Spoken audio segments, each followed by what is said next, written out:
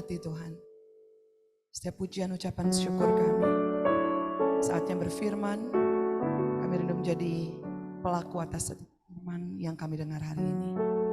Bersabda melalui hamba-Mu, agar kami memperoleh pembebasan melalui kebenaran firman. Makasih Bapa. Dalam nama Tuhan Yesus kami berdoa bersyukur. Setiap kita yang siap menerima firman sama-sama katakan, amin. Silakan duduk Bapak Ibu Saudara. Ya puji Tuhan. Shalom, lihat kiri kanan terus bilang kamu keren banget deh.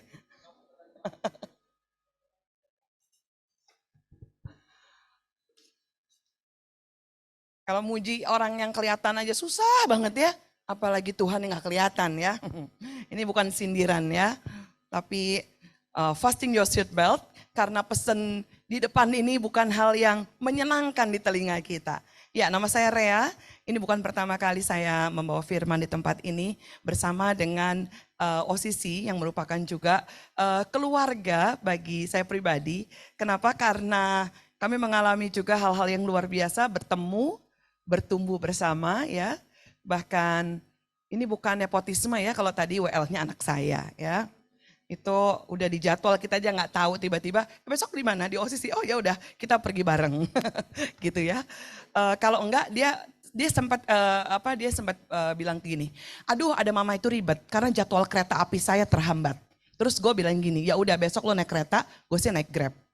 Tiba-tiba dia bangun dan dia sengajain supaya bisa bersama-sama saya naik Grab ya. Emang anak paling pintar ya. Terus dia di tengah jalan dia tunjukkan, itu rel kereta api saya. Ya tapi lo kan sama-sama gue di sini gitu kan. Pintar banget dia ya. Nanti pulang naik kereta. Oh enggak, bareng juga. Ya, bulan Juni ini kan temanya living in prayer ya. Dan saya dapat the right way to pray. Ini bukan sesuatu yang mudah ya. Karena apa yang saya bagikan, kalau ini merupakan penyesatan maka tersesatlah Bapak Ibu semua yang mendengar ini ya. Baik family yang di sini maupun yang juga secara online menyaksikan. Tetapi saya belajar untuk tetap memberitakan sebuah kebenaran bukan karena saya lebih baik, tetapi justru karena saya banyak failed di bagian ini, Bapak Ibu Saudara ya. Living in prayer, the right way to pray. Wah, sekarang saya mengajak setiap kita, coba pejamkan mata, berdoa. Dalam hati ya, jangan keras-keras. Coba berdoa.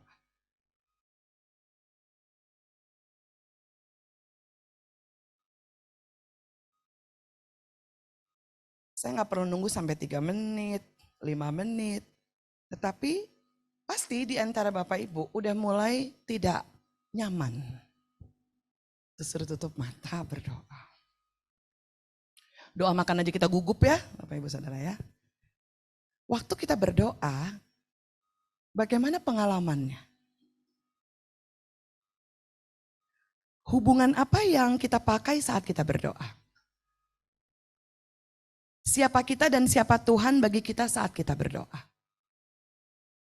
Banyak kali kita memposisikan diri kita adalah seperti orang yang lagi kesulitan menemukan sesuatu sehingga kita membutuhkan orang untuk menolong kita.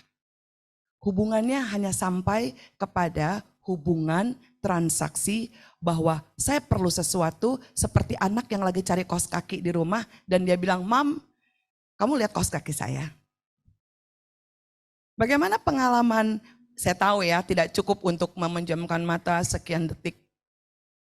Tetapi apa yang terbesit waktu kita berdoa? Seringkali kita baru narik napas dan kita mulai bingung. Gue mau ngomong apa ya? Ya. 2 Korintus 6 ayat 18. 2 Korintus 6, 18. Dan aku akan menjadi bapamu. Dan kamu akan menjadi anak-anakku laki-laki dan anak-anakku perempuan. Demikianlah firman Tuhan yang Maha Kuasa. Saya beritahukan kepada kita kabar baiknya, hubungan yang kita pakai saat kita berdoa, hendaknya hubungan antara bapa dengan anak. Wah, ini udah mulai enak saudara. Ya, kenapa? Karena tadinya kita bingung. Waktu kita tutup mata, kita mulai gini. Tolong ini, tolong itu, jaga ini, jaga itu. Itu nggak salah, tetapi kamu sedang tidak memposisikan dirimu sebagaimana semestinya di dalam doamu. Tuhan ingin kita punya pengalaman doa sebagaimana Dia sebagai Bapa kita dan kita sebagai anaknya. Paham ini? Hanya anak yang mampu membangunkan raja di jam 3 pagi hanya untuk minta air. Kalau raja itu bapaknya. Kalau orang lain itu sebuah ancaman dan sangat mengganggu. Membangunkan raja jam 3 pagi cuma minta air. Kalau kita orang tua di tempat ini, maka kita akan lakukan apapun untuk anak kita memperoleh yang terbaik bagi mereka. Ini yang pertama. Sekarang gimana perasaannya setelah tahu? Apa yang ada di pikiran kita saat menyadari bahwa hubungan kita dengan Tuhan adalah hubungan Bapa dengan anak? Tentu saja mulai ada perubahan yang terjadi waktu kita mengucapkan kata doa kita kepada Tuhan. Beda. Udah nggak bilang terima kasih Tuhan, aku butuh ini, aku minta ini karena ini, tolong jaga ini, tolong, gak seperti itu. Tetapi kita kayak ngomong aja baru seperti, ini kebetulan anak saya. Dia punya kecenderungan dari kecil, kalau minta sesuatu itu ngotot. Ya.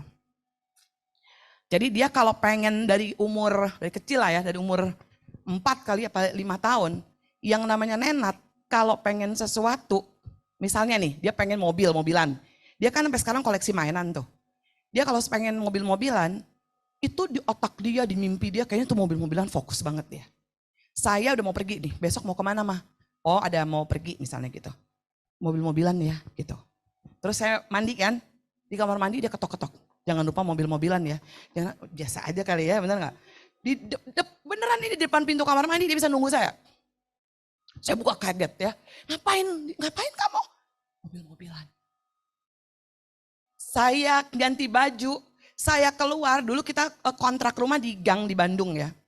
Itu masuk ke gang gitu lumayan. Dia bisa teriak sampai saya naik angkot. Mobil-mobilan jangan lupa ya mah. Wow, annoying banget ya. Itu bener-bener yang, itu zaman dulu belum ada handphone, belum ya. Jadi zaman dulu bener-bener bahkan zaman pager. Ya ada yang belum lahir kayaknya pager itu ya. Itu mungkin satu operator Indonesia tahu bahwa dia lagi pengen mobil-mobilan. Karena kan kita mesti ngomong kan, jangan lupa mobil-mobilan misalnya gitu ya. Dan semua hal saya ditelepon, saya digangguin lah intinya sama dia. Pulangnya ditungguin mobil-mobilan. Saudara, kalau punya anak model gitu, mendingan gue beliin kan daripada terganggu aktivitas saya. Anak paling ngotot, tapi saya nggak bisa marah dan saya nggak bisa bilang gini, kamu bener-bener ya pusing punya anak kayak kamu. Mulai detik ini hubungan kita sebagai ibu dan anak cut.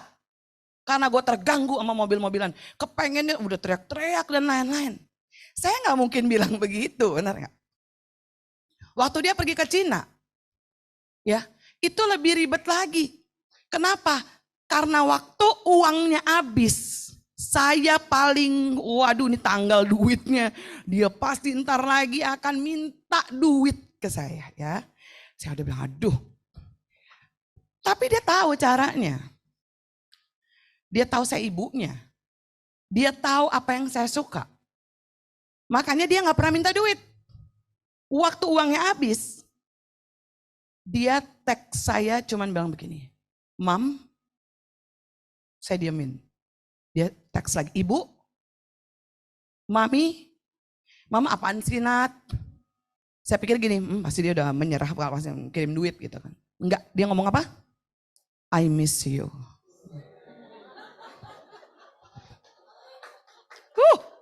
Ini anak-anak tolong ditiru ya. Kamu masih muda ya Dek ya. Gitu cara minta duit ya. I miss you. Saya diamin lagi. Terus dia, Madam. Oh saya jawab gini, I miss you too.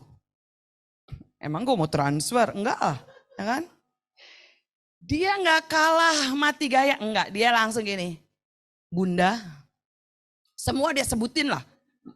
Ya, kenapa Nat? Udah biasa aja lah.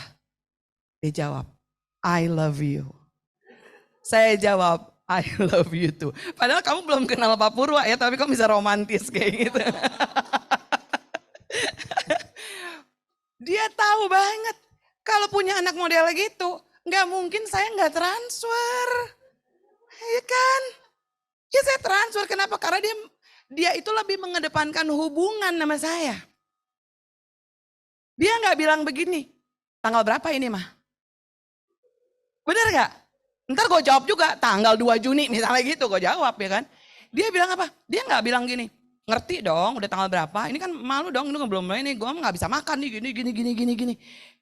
Kalau dia kayak gitu, saya pasti bener-bener merasa terganggu. Saya terganggu nggak? Terusik nggak? Terusik dengan cara dia. Tapi waktu dia bilang, I miss you.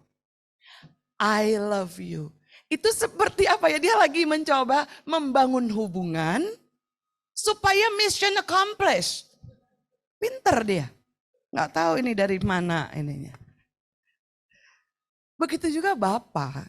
Kalau kita berdoa dengan menggunakan mengedepankan hubungan, maka semua apa yang kita perlukan itu enggak menjadi sesuatu yang sulit untuk kita tunggu kapan dia akan berikan kepada kita. Sebab dia Bapa kita, kita anaknya. Mentalitas seperti inilah yang harus dibangun pertama kali. Waktu kita mengangkat doa kita kepada Tuhan. Bukan ngomel-ngomel, emang Tuhan nggak tahu deretan kebutuhan kita. Kalau kita tulis di sini semua uang sekolah anak, ini kan udah ajaran baru ya. Ini kalau Bapak Ibu yang anaknya sekolah, apalagi mau melanjutkan studi lagi. Uang sekolah ini, itu, segala macam. Emang Tuhan nggak tahu, kita bisa aja taruh begini. Kita ini tahu. Tapi yang kita kedepankan bukan ini. Tuhan, bukan. Tapi kita bilang gini, di tengah-tengah semua kegalauan kita untuk menanti kapan dia bisa menjawab segala sesuatu yang sedang kita doakan dan gumulkan. Kita maju dan cuman bilang gini, Lord, I miss you. Lord, I love you. Jesus, we love you. We worship and adore you. Wah, itu mah gak tahan dia untuk gak ngasih. Walaupun bukan prinsip itu yang kita kejar. Tapi waktu kita mengedepankan hubungan, maka dia sudah menjadi bagian bahkan dari setiap pergumulan yang belum diketemukan jawabannya. Kalau dia sudah menjadi bagian dari hidup kita, maka apalagi yang kita takutkan? Itu pengalaman, perasaan kita. Tetapi pertanyaannya, apakah kita berpikir bahwa kita anak adalah gambaran anak ya, ini ada anak-anak kecil ya yang lucu ya di tengah kita kan. Apakah kita berpikir bahwa kita adalah pribadi yang anak ya, sebagai anak adorable, cute, sweet, nice, penurut, tanggung jawab, rapi? Pernah nemu nggak anak-anak yang kayak gitu? Adorable pas tidur ya. Tapi waktu bangun, Messi. Bukan Messi pemain bola ya. Berantakan. Ada gak rumah yang kalau punya anak kecil rapi banget? Gak ada. Gak ada. Waduh, ini seru ya. Kenapa? Karena kalau kita berpikir kita punya privilege sebagai anak, lalu kita menganggap diri kita penuh kelayakan, itu juga cara pandang yang salah. Karena sejujurnya waktu kita diberi privilege sebagai anak dan dia Bapa kita, maka kita itu sumber trouble. Iya atau iya? Bisa kapan aja tantrum, cranky, minta apa-apa. Suka-suka kita, ya kan? Udah dirapiin, dibongkar lagi. Dirapiin, dibongkar lagi. Hanya anak yang bisa lakukan itu. Dan orang tuanya tetap rapiin lagi. Beres-beres lagi. Markus 10 ayat 13-16. Saudara tahu catatan tentang apa? Ada anak-anak yang datang kepada Yesus. Ya, saya akan bacakan Markus 10, 13, 16. Lalu orang membawa anak-anak kecil kepada Yesus supaya ia menjamah mereka. Akan tetapi murid-muridnya memarahi orang-orang itu. Ketika Yesus melihat hal itu, ia marah dan berkata kepada mereka, biarkan anak-anak itu datang kepadaku. Jangan menghalang-halangi mereka, sebab orang-orang yang seperti itulah yang empunya kerajaan Allah. Aku berkata kepadamu, ayat 15, sesungguhnya barang siapa tidak menyambut kerajaan Allah seperti seorang anak kecil, ia tidak akan masuk ke dalamnya.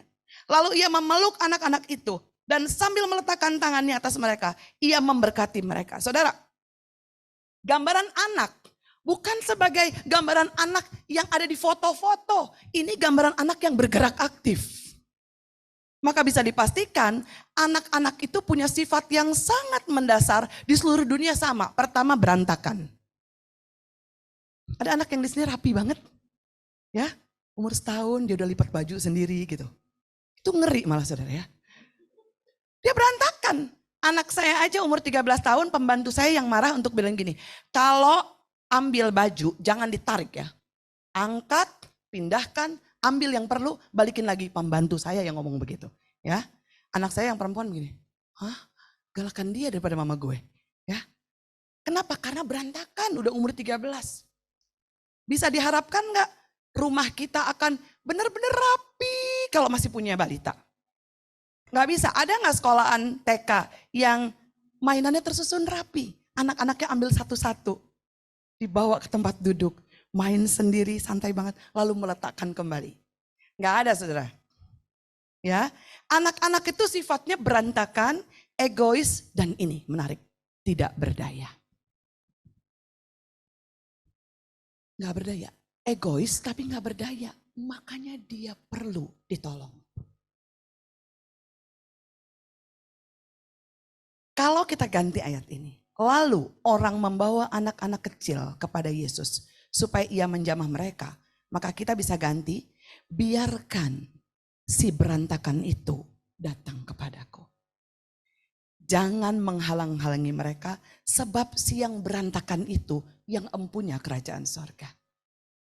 Catatan di sini menunjukkan apapun keberadaan kita, dia pasang badan menjadi bapa dan menjadi sumber atas semua kebutuhan kita.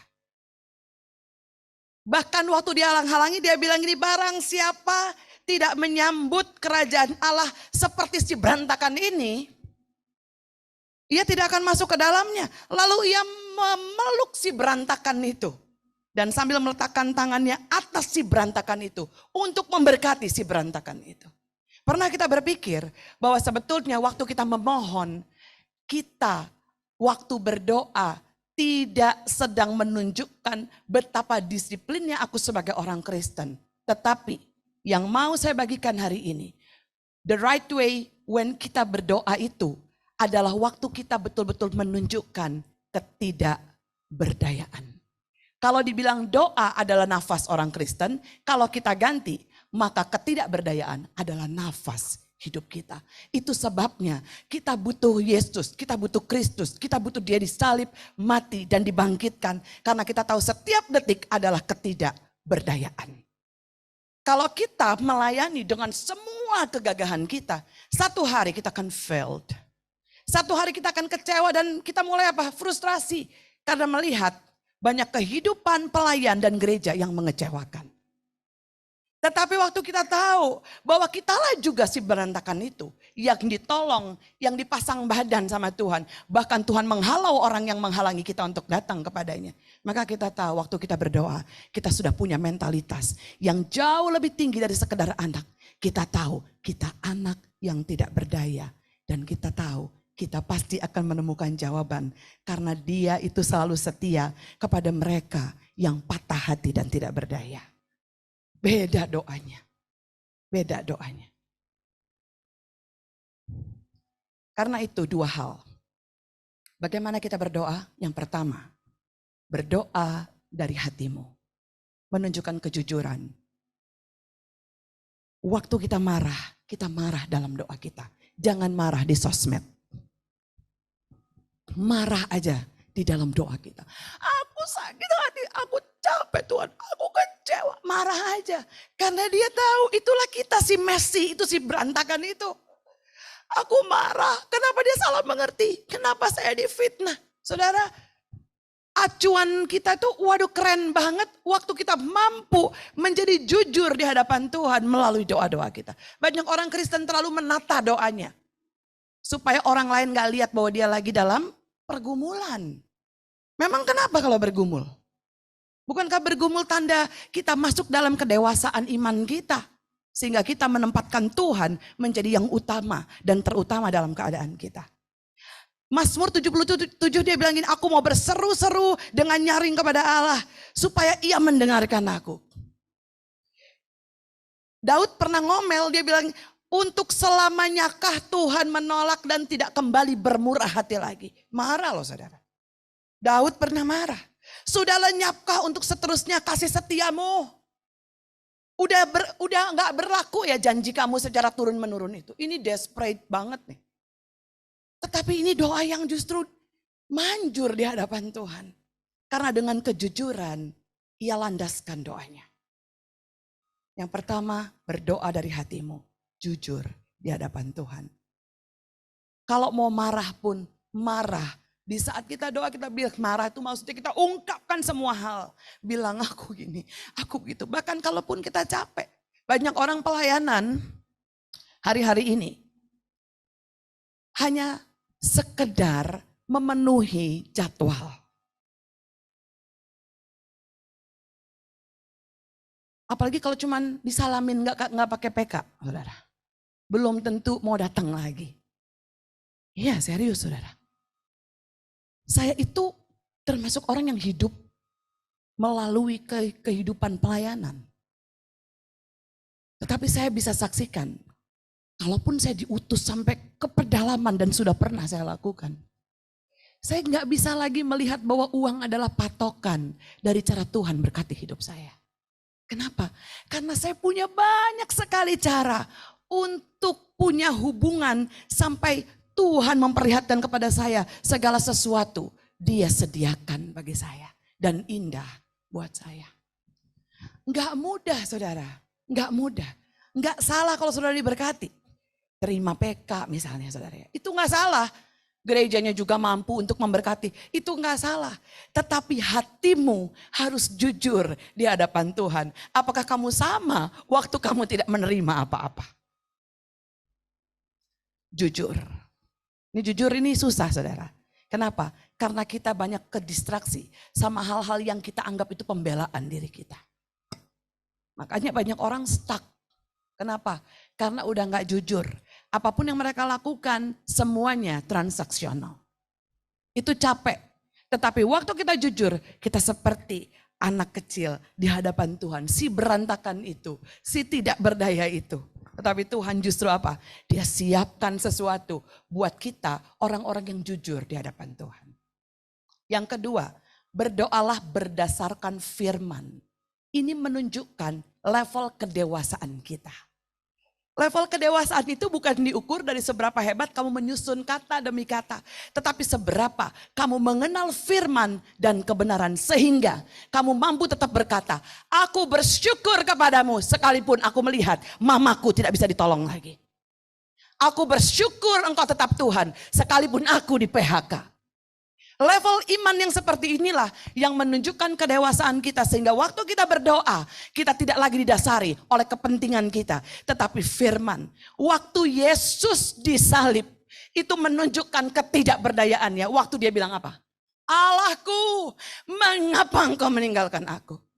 Bukan siksa dia dipakunya, bukan. Tapi putus hubungannya itu yang membuat dia merasa, kenapa aku ditinggalkan? Ingat, saya sampaikan pertama, hubungan itu melebihi segala sesuatu. Tetapi peristiwa salib justru membuat pemisahan besar dari Yesus sebagai anak kepada si Bapa. Sudah dia tanggung. Dan hari ini kalau kita masih merasa kita adalah orang yang paling kesian saudara. Berarti cara pandangmu kepada firman dan salib harus kembali dikalibrasi. Harus kembali diperbaiki. Sebab rasanya salib Kristus kurang cukup buat kita. Hari ini kembalikan segala sesuatunya. Kalibrasi ulang. Hati kita, cara kita, waktu kita, apapun yang ada di dalam hidup kita. Sebab hanya orang dewasa yang mampu berdoa berdasarkan firman. Berdoa dari hati. Cuma 2 poin, saudara nggak mungkin bisa lupa. Yang pertama, berdoa dari hati. Kedua, berdoa berdasarkan firman. Waktu ketakutan, kita bisa bilang, ya Tuhan, pada waktu aku takut, aku ini percaya kepadamu. Mengapa? Karena firman-Mu bilang, aku tidak akan takut sebab penyertaan-Mu sempurna. Apakah yang dapat dilakukan manusia terhadap aku? Itu firman dilibatkan. Waktu kita dalam kegentaran kita bisa bilang begini, gadamu dan tongkatmu itulah yang menghibur aku. Engkau menyediakan hidangan bagiku di hadapan lawanku. Ini doaku Tuhan, aku terjepit, aku terjerat, aku berdosa, aku tidak layak. Tetapi aku ingat Engkau bahkan sudah mengampuniku. Bahkan Engkau deal dengan aku waktu aku masih berdosa. Kalau nggak tahu firman, maka kita akan begini. Nggak layak, step back, nggak layak. Kejebur saudara. Justru nggak layak itu masuk dalam perhitungan doa orang yang benar. Aku nggak berdaya. Itu nafas kita. Aku nggak berdaya. Saudara bisa prediksi hidup saudara 5 menit ke depan? Nggak bisa. Ada yang bisa beritahu saya 1 menit terjadi apa? Nggak bisa, itu menunjukkan ketidakberdayaan kita. That's why we need God more than anything. Setiap kali saya tahu ini nggak berdaya, saya bilang, setiap kali kalau anak saya yang masuk dalam pergumulannya dan lain-lain, saya cuma bilang gini, kamu punya Tuhan. Waktu dia di Cina, 2 bulan pertama, Nenat, nyantai. Dosennya ngajar dalam bahasa Inggris. Bulan ketiga, dosennya ngajar dalam bahasa Mandarin. Mati total. Dia cuma tahu wo ini ni ai wo ni hao. Cie. Udah. Dia nggak tahu apa-apa saudara. Persiapan 1,5 bulan yang harusnya dilakukan di Indonesia. 3 bulan. Dia telat daftarnya. Jadi cuma sebulanan. Gaya banget nih anak kan. Emang ini aneh anak ini agak lain. Saya bilang aduh nekat banget sih Nat. Itu Cina.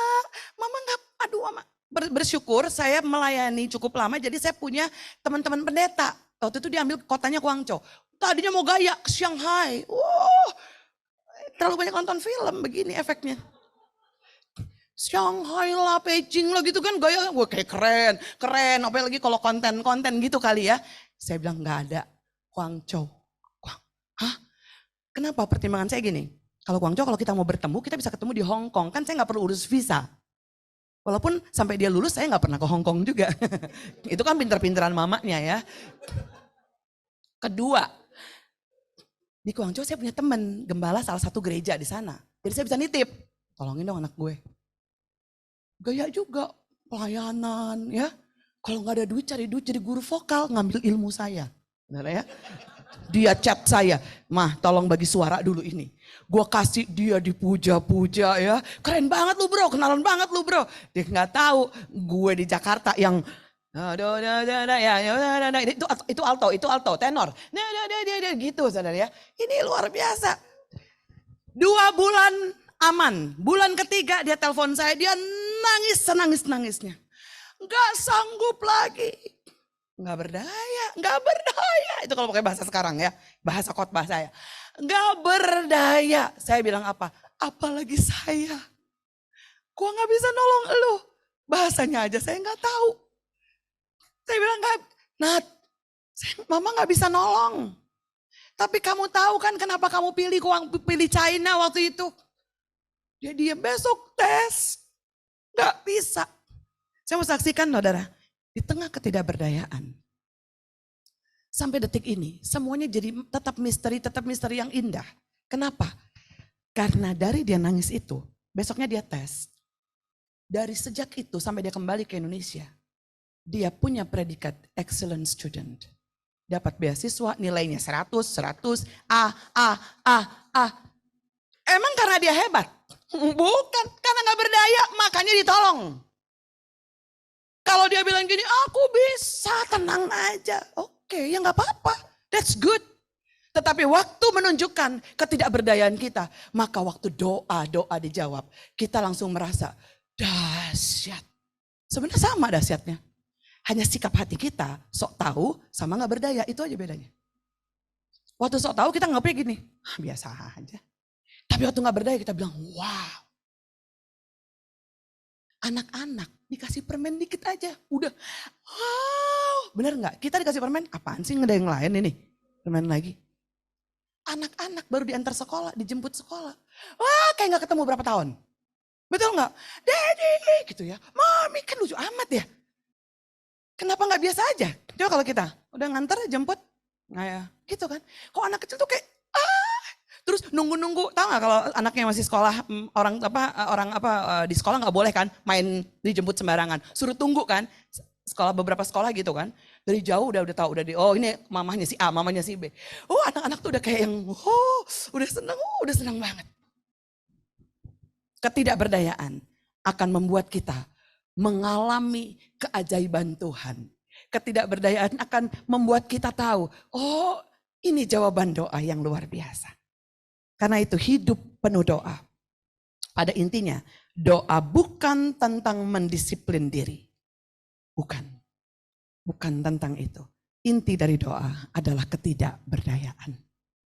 Kalau kamu stop berdoa, berarti kamu tahu kamu sudah terlalu sanggup melampaui segala sesuatu.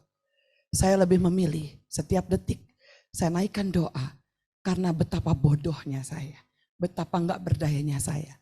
Sehingga waktu saya menerima banyak hal yang Tuhan berikan, saya mampu berkata, aku sungguh sangat bersyukur karena apa yang Tuhan lakukan atas hidupku dahsyat dan ajaib. Doa bukan obligasi, tapi selebrasi. Waktu kita sama-sama, mari kita berdoa, kita seperti sedang merayakan sesuatu. Itu sikap doa yang Tuhan rindukan dari hati yang jujur dan berdasarkan firman. Amin. Waktu saya akan tutup dengan kesaksian ini. Waktu Nenat memutuskan untuk pergi ke Cina, nunggu 1 tahunan saudara untuk saya bilang iya. Pertama saya tahu itu gak murah. Kedua saya bilang begini, kasih ke saya 3 alasan kenapa kamu pilih sekolah di Cina. 1 tahun.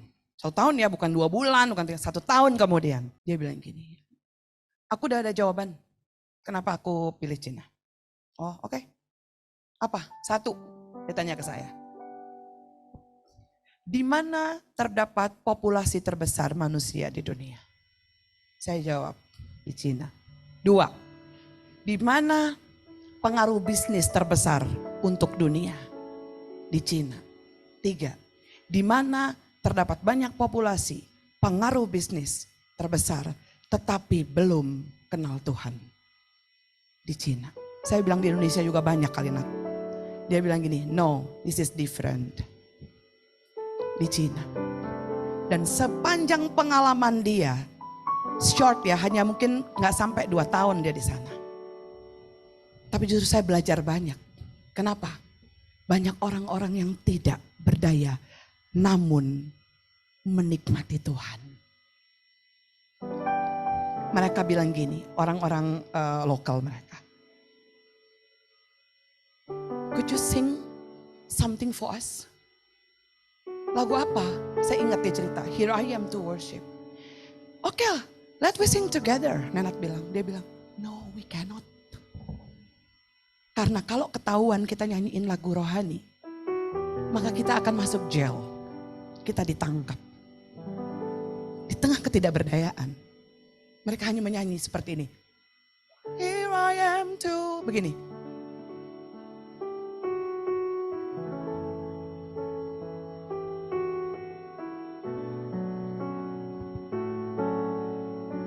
Gak berdaya. Kita sih lovely, all together worthy, all together wonderful to me. Kita bisa dengan gagah bilang, here I am to worship. Mereka no, ketidakberdayaan. Please help us, sing to us.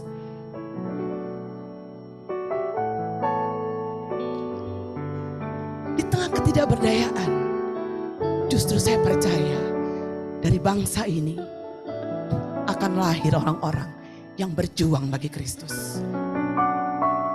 kita terlalu enak sehingga kita lupa. Kita menjadi anak yang messy banget, butuh ditolong. But sometimes kita doa dengan gagah kita. Oke, asik sih. Udah oke kok semuanya, udah oke kok, udah beres. Beda, dasar berdoa waktu gak berdaya. Dengan dasar berdoa waktu merasa benar dan tidak merasa ditolong. Itu beda, saudara. Hari ini kita belajar. Mari dengan jujur kita ungkapkan dari hati kita. Mari melalui kebenaran firman, jadikan landasan doa kita. Dan yang terpenting kita tahu, doa bukan tentang disiplin.